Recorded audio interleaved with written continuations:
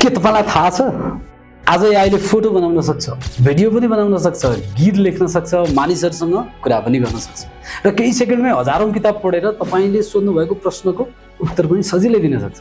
तर अझै पनि यसले मानिस जस्तो भावना महसुस गर्न भने सक्दैन।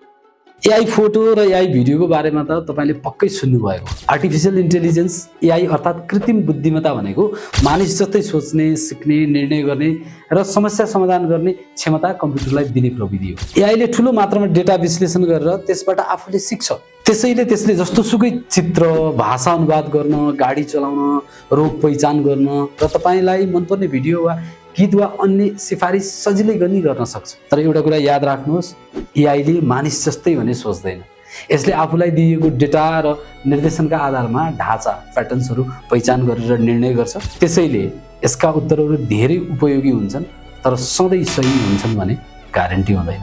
त्यसैले त कहिलेकाहीँ हाम्रा नेताहरूलाई च्याट जीपीटी भनेर गिज्याउने पनि गरिन्छ।